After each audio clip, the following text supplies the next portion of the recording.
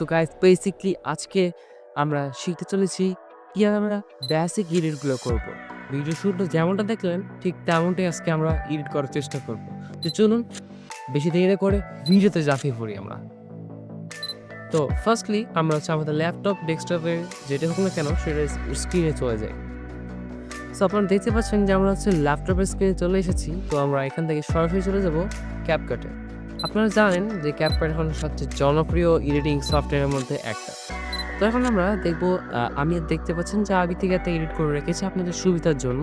তো আপনারা দেখতে পাচ্ছেন যে আমি এখানে বিভিন্ন ধরনের এডিটগুলো করে রেখেছি। তো আপনারা এখানে এই যে এটাকে আমি সিলেক্ট করে এখানে একটা ক্লিক করার পরে সিলেক্ট করে এটাকে আমি পাশে নিয়ে যাচ্ছি আরকি আপনাদের সুবিধার্থে যাতে আপনারা বুঝতে পারেন। তো এগুলোকে বলা হচ্ছে লক হিসেবে কিন্তু থাকবে। এগুলোকে বলা হচ্ছে একটা পার্ট। তো আমরা এগুলোকে লক করে দিব আমাদের সুবিধার জন্য। তো তারপর আমরা দেখছি।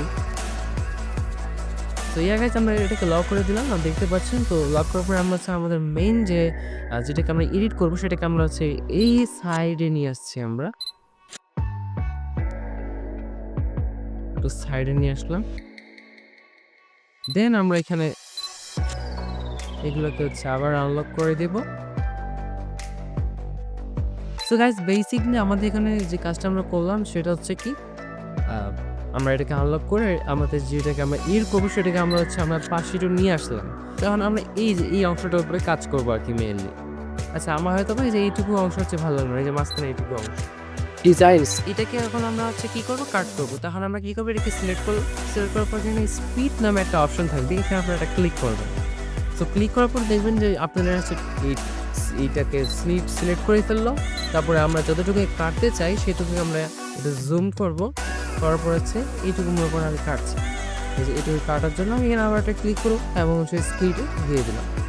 তো এই যে এখানে যদি এখন আমি মাউসের কাট বাটনটা একবার প্রেস করি, দেখতে পাচ্ছেন আমাদের কিন্তু এটা চলে গেল, ওটা কিন্তু আর নাই।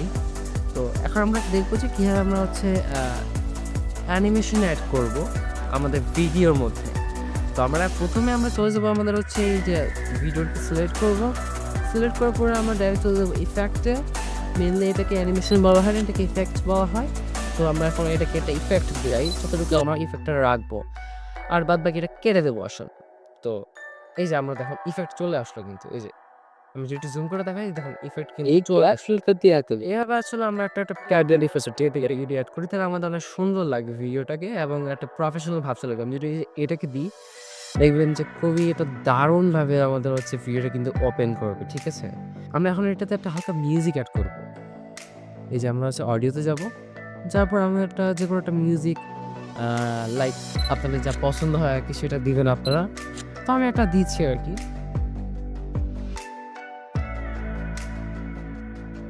আপনারা আপনাদের পছন্দ মতো একটা মিউজিক ইউজ করলে আপনারা হবে আর কি। তো হ্যাঁ, আমার মনে হচ্ছে এই মিউজিকটা আমার ভিডিওর মধ্যে যাচ্ছে। প্রথমে আমরা যে কেটে দেওয়া অংশটা ছিল সেটা ফাঁকা হওয়ার কারণে আমরা দুইটা ভিডিওকে এক করে দিলাম। দেওয়ার পরে আমরা এই মিউজিকটাকে প্রেস করব, মাউসের রাইট বাটন প্রেস করে আমরা এখানে টেনে নিয়ে আসবো। টেনে নিয়ে আসলে দেখবেন যে মিউজিকটা কিন্তু নিজের থেকে আসছে এখানে। তো আমরা যতটুকু প্রয়োজন ততটুকু রেখে বাকিটা কেটে দেবো।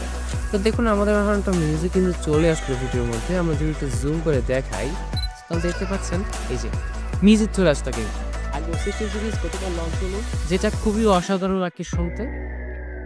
এবং আপনারা চেষ্টা করবেন আপনারা অনেক ভালোভাবে এডিট করতে পারবেন যদি এগুলো ফলো করেন আসলে। তারপর আপনি যদি ফিল্টার অপশনে যান, অনেক কিছু দিতে হবে না, আপনার যদি সিলেক্ট করে দেন দেখবেন একটা ফিল্টার অপশন চলে আসতো। এবং দেন যদি আমি একটুখানি রাখি তাহলে দেখতে পাবেন এটা ফ্ল্যাট একটা কালার হয়ে গেল, এখন কিন্তু ঠিক হয়ে যাচ্ছে। এইভাবে আসলে মেইনলি আমাদের ভিডিও করতে হয়। সো গাইস যদি আমাদের ভিডিওগুলো ভালো লাগে তাহলে অবশ্যই লাইক এবং সাবস্ক্রাইব করে যাবেন।